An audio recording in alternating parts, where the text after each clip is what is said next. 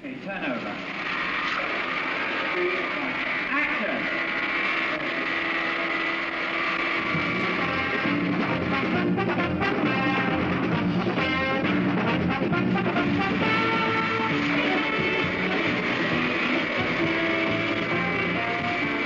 So another scene in the adventures of international rescue is shot at the AP Film Studios in Slough, the safety town.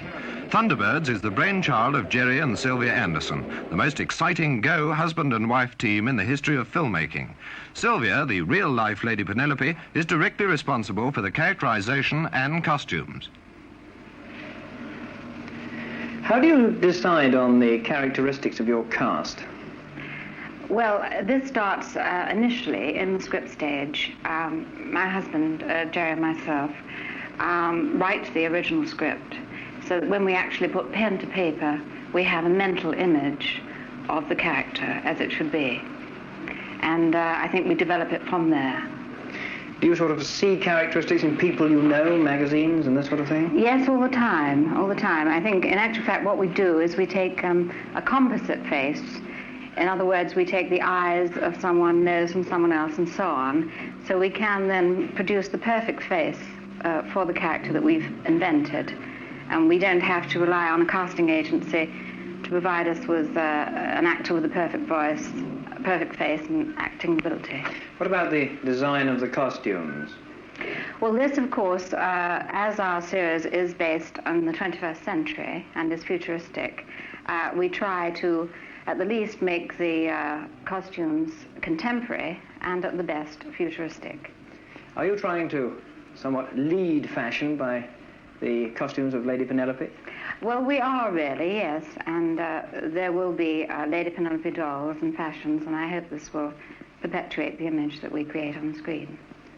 How sort of improbable are they? Do you sort of bring them within the bounds? I think we bring them in the bounds of, you know, a very fashion-conscious young lady would dare to wear them, I think, in the present day. But they're still a little outrageous. Supermarionation is a new dimension in adult entertainment, and the actors start here in the puppet workshop under the guidance of Birmingham sculptor John Brown. Heads are first made in plasticine, then moulded in glass fibre. Moving lips and eyes are added, and then the crowning glory, the hair in the latest styles. Each main character has up to 5 heads with different expressions to suit the mood. The rest of the puppet is made in a plastic and is in the perfect proportion of 1/3 human stature, with the hands and feet to suit the fitting.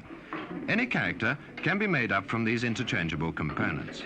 Each dressed puppet costs between £250 and £300. Often, 2 units are shooting at once, so an identical twin is made. Of the 4 film stages used for shooting Thunderbirds, 2 are for the special effects department under the inventive control of director Derek Meddings.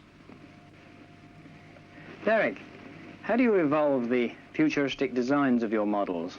Well, usually I just start doodling on a pad, and whatever happens, that's usually what we get in the time. Sometimes we have to dress them up a bit. What limits do you put on probability? Well, there aren't any limits as far as we're concerned. We try anything, and if it doesn't work, then we usually cut round it. But 9 times out of 10, they work. There isn't any, as far as we're concerned, nothing is impossible in the special effects. How many special effects go into an episode? Well, they vary. Some, mostly, they're around about 90 per hour.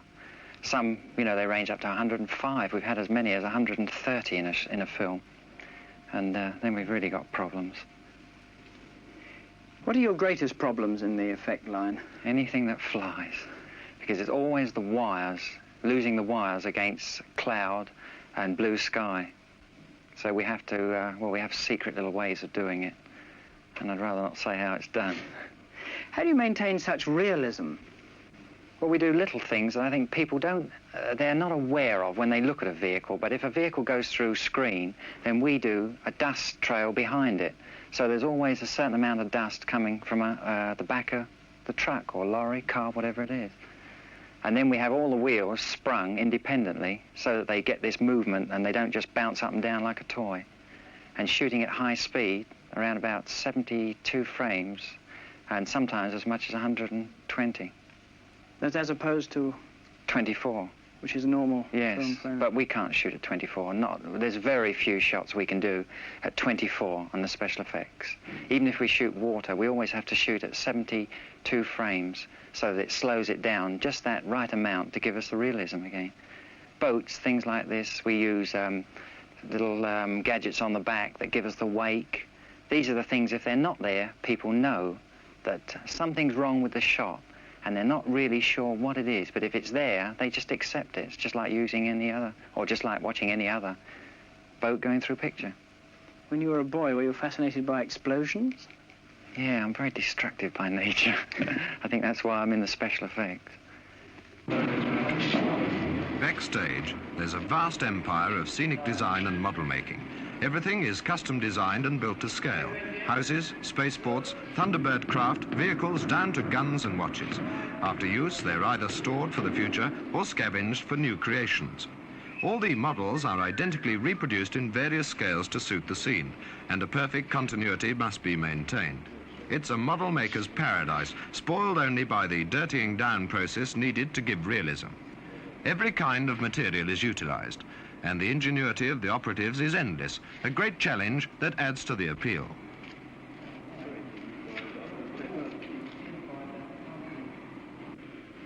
The puppets work on the sets under blistering arc lights 10 times stronger than normal, and their actions are controlled by 12-foot wires from above.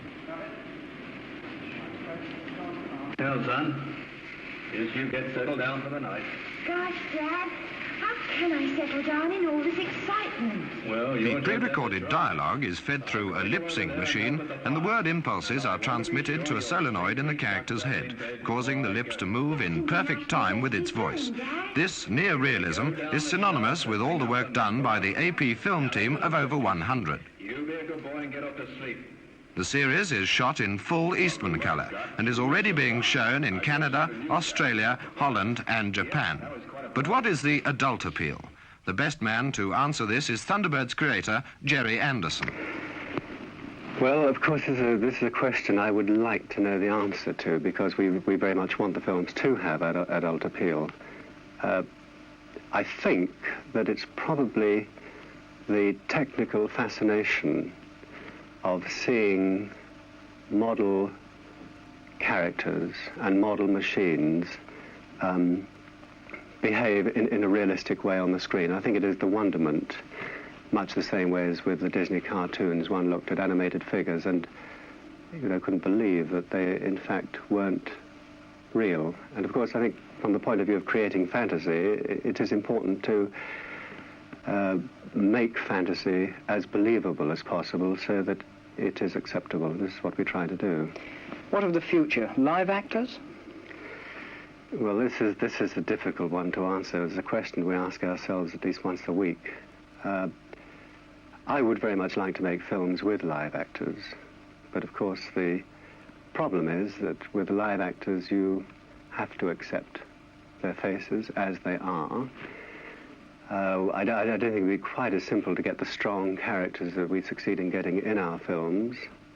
And of course, there would be many difficulties in creating the sort of situations we create at the moment with live artists. But I think one day, yes, we hope so. Whether the actors are human or puppets, Thunderbirds adds up to a unique contribution to world entertainment. Thunderbirds are go. FAB.